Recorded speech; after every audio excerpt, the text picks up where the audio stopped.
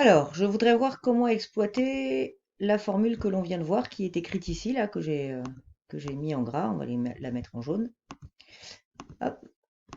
Donc, à savoir, j'ai une application linéaire, f, je connais sa matrice dans les bases B1, B2, et je voudrais connaître l'expression de f, c'est-à-dire connaître l'image d'un vecteur quelconque de f, euh, un vecteur quelconque de l'ensemble de départ, l'image de ce vecteur-là par l'application f. Donc, je prends mon application, je prends un exemple ici. Donc, j'ai pris une application linéaire de R1 de X dans M2 de R, qui est définie matriciellement. Donc, je donne la matrice de cette application linéaire-là dans les bases B1, B2 qui sont définies ici. Donc, B1, c'est la base 3, 6, moins 2X, et B2, c'est cette base-là. Donc, B1 est bien une base de R1 de X, et B2, une base de M2 de R. Donc, je ne l'ai pas démontré. Il est clair que cette famille est libre puisqu'elle est échelonnée en degrés, et elle est de cardinal 2, et c'est bien des vecteurs de R1 de X, donc elle constitue une base de R1 de X. Et ici, B2 est formé de 4 vecteurs qui forment aussi 4 vecteurs de M2 de R qui forment aussi une famille libre. Donc du coup, c'est une base de M2 de R, puisque M2 de R est bien de dimension 4. Ok. Donc cette application linéaire-là, définie matriciellement, je voudrais avoir son expression. Donc elle associe à un polynôme de degré inférieur ou égal à 1 une matrice carrée d'ordre 2. Donc moi, je voudrais avoir l'expression de f de a plus bx étant la forme générale d'un polynôme de degré 1. Pour ça, on va appliquer la formule qu'on a vue dans le cours, à savoir la matrice de l'image f de p dans la base d'arrivée, puisque f de p est une matrice de 2, d'après la définition, donc ça doit s'écrire dans la base d'arrivée. La matrice de ce vecteur-là, de ce vecteur image dans la base d'arrivée, c'est la matrice de f dans les bases de départ, base d'arrivée, fois la matrice de p dans la base B1. Donc je l'ai appelé P, puisque ici, f agit sur des polynômes. P, ça va être mon polynôme a plus bx. Donc la formule jaune ici, on la retrouve ici, adaptée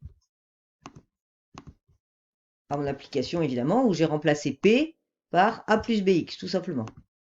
Donc la matrice de l'image de a plus bx par f dans la base B2, c'est la matrice de f dans B1, B2, fois la matrice de mon polynôme a plus bx dans B1. Mais donc, moi, ça c'est connu, c'est donné dans l'énoncé, je remonte, c'est donné dans l'énoncé, voilà, elle est là, c'est cette matrice-là. Mais donc, moi, il faut que je connaisse cette matrice-là. Donc pour ça, il faut que je décompose mon polynôme a plus bx dans la base B1. Bon, je l'ai fait assez rapidement. J'ai d'abord chercher la composante selon le deuxième vecteur puisque c'était le seul qui contenait des x.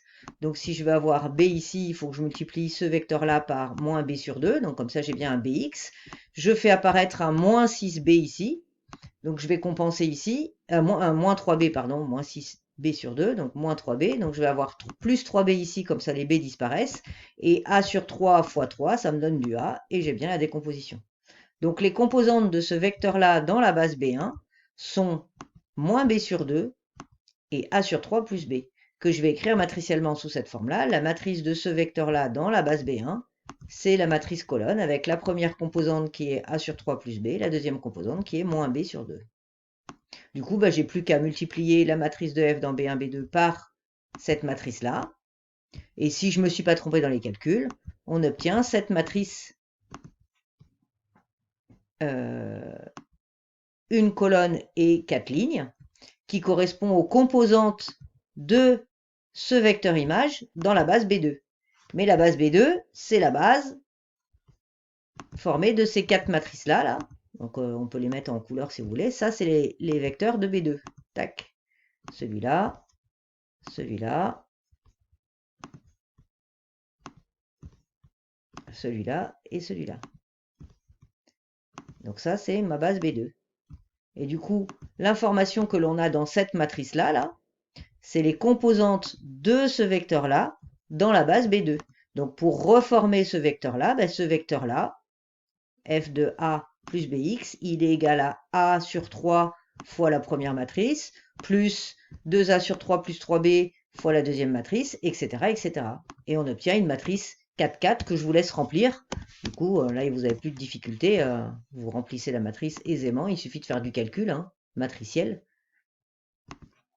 Donc vous allez avoir en première composante A sur 3 plus 2A sur 3 plus 3B plus A plus 5 demi de B plus tout ça. Ça va être ma première composante. D'accord? Etc. etc. Et vous avez donc l'image d'un polynôme quelconque de R1 de X qui est bien une matrice carrée d'ordre 2.